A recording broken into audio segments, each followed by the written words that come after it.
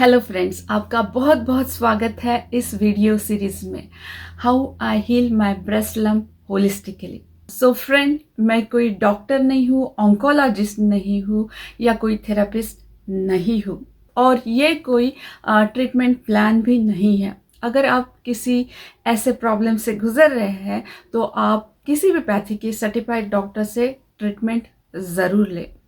मेरा ये video series बनाने का उद्देश्य ये है कि मैं जो मेरे फ्रेंड्स इस तरह के प्रॉब्लम से गुजर रहे हैं उन्हें सपोर्ट और एक गाइडलाइन ज़रूर दूँ, क्योंकि मैं भी इस तरह के प्रॉब्लम से गुजर चुकी हूँ और मुझे पता है तब हमारी मनस्थिति क्या होती है। हम सपोर्ट के लिए देखते हैं, गाइडलाइन के लिए देखते हैं।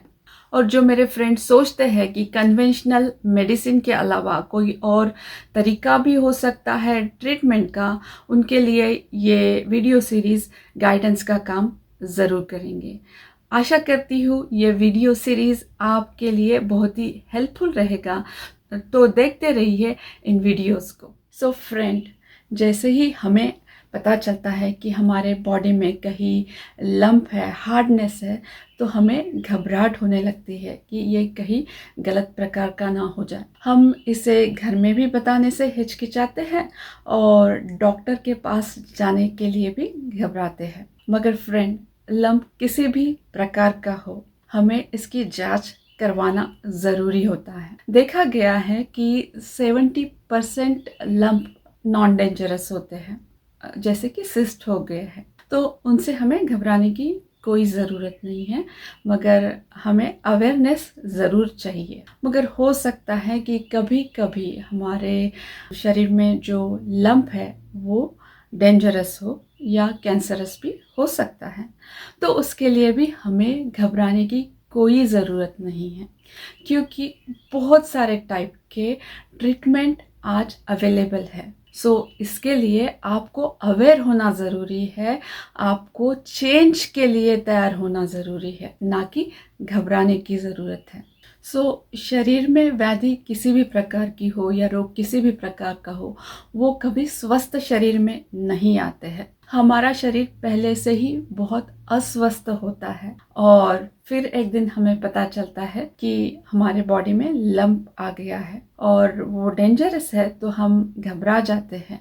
जैसे डायबिटीज़ है या कैंसर है, ये एक मेटाबॉलिक डिसऑर्डर है जो हमारे लाइफस्टाइल के कारण, अस्वस्थ शरीर के कारण क्रिएट होता है। तो जब हम हमारे लाइफस्टाइल को चेंज करेंगे तो इसे भी हम रिजॉल्व कर सकते हैं। और हमारा शरीर अस्वस्थ होने के बहुत सारे कारण हो सकते हैं, जैसे कि स्ट्रेस, एनवायरमेंटल टॉक्सिसिटी और बहुत सारे रीज़न इसके लिए हो सकते। तो हमें अपने आप को और हमारे एनवायरनमेंट को चेक करके अवेयर होके चेंज करने की ज़रूरत होती है। मैं एक बुक पढ़ रही थी इसी सब्जेक्ट पे और उसमें एक बहुत ही इंसाइटफुल सेंटेंस लिखा था और वो था, you did not get the cancer and then you become a sick, you are already sick and then you get the cancer. So friend, ये सब्जेक्ट बहुत बड़ा है जिसमें हमें हमारे पूरे लाइफ के एस्पेक्ट को चेक करने की ज़रूरत है।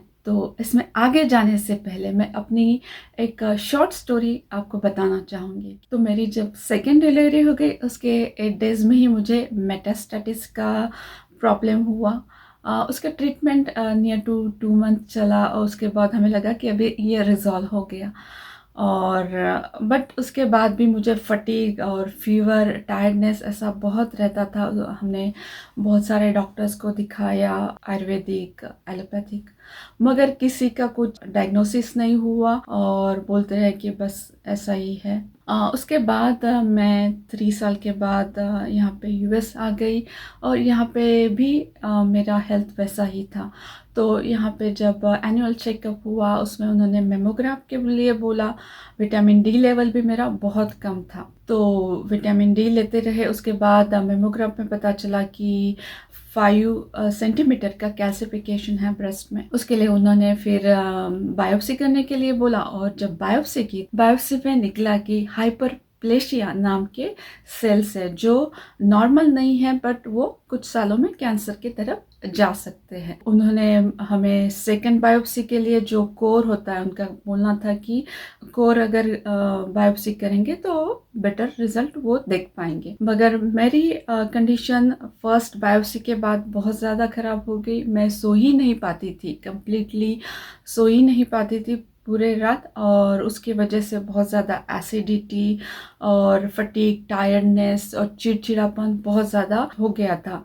तो इसलिए मैंने सेकेंड बायोप्सी के लिए ना बोला। देखने लगी कि नेचुरल तरीका कुछ हो सकता है जिससे मैं हील हो सकती हूँ या ये प्रॉब्लम रिजॉल्व हो सकता है, क्योंकि मैं नेचुरल इस पर ज़्यादा ट्रस्ट करती हूँ। तो मैं ढूंढती रही, कुछ आयुर्वेदिक हर्ब्स वगैरह लेती रही। मैंने आयुर्वेदिक डॉक्टर से कांटेक्ट किया, आयुर्वेदिक मेडिसिन में लेती रही। थोड़ा सा इफ़ेक्ट हुआ उसका, मुझे थोड़ी नींद मेरी इम्प्रूव, लाइक कम से कम 2-3 घंटे फिर मैं सो लेती थी ऐसा। मगर पूरी तरह से मेरा इशू रिजॉल्व नहीं हुआ था। बहुत सारे स्ट्रेस मोमेंट पे थी, इमोशनल वुंड्स भी थे लाइफ में, और अनसेटिस्फैक्शन था। उसके बाद कोरोना आया, और उसमें जो मेरी मैटरनल फैमिली थी, लाइक सारे ही कोरोना ग्रस्त हो गए। और उसमें मेरे जो ब्रदर थे, जो सबसे मेरे क्लोज थे, मेरी फैमिली थे, वो चले गए। वो जो शॉक था, क्योंकि मैं ही यहाँ से हैंडल कर रही थी, क्योंकि घर में कोई नहीं था, सब कुछ हैंडल कर रही थी, हॉस्पिटलाइजेशन से लेके पैसे से लेके सब।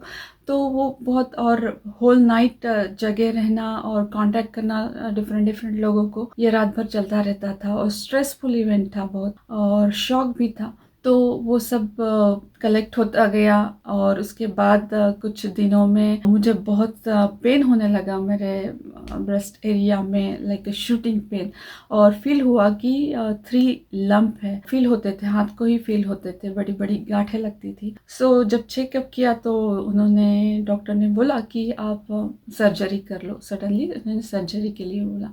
तो मैं बोली कि जब मेरी फिजिकल सिचुएशन, मेंटल सिचुएशन ऐसी नहीं है कि मैं किसी सर्जरी को फेस करूँ, so how can I go further. और मगर पेन बहुत ज़्यादा एग्रीवेट हो रहा था और बढ़ रहा था, तो मैंने फिर नेचुरल ट्रीटमेंट को ढूंढना चालू किया, और मुझे गर्सन थेरेपी करके एक इंस्टीट्यूट मिला जो मैक्सिको में है। तो फिर हमने उनसे कांटेक्ट किया, उनसे ऑनलाइन ट्रीटमेंट हमने लिया, जिसमें कम से कम 17 या 18 सप्लीमेंट उन्होंने दिए थे मुझे। और मेरा डाइट जो था टोटली चेंज था। मैं टोटली जूसेस और सैलेड पे रहती थी।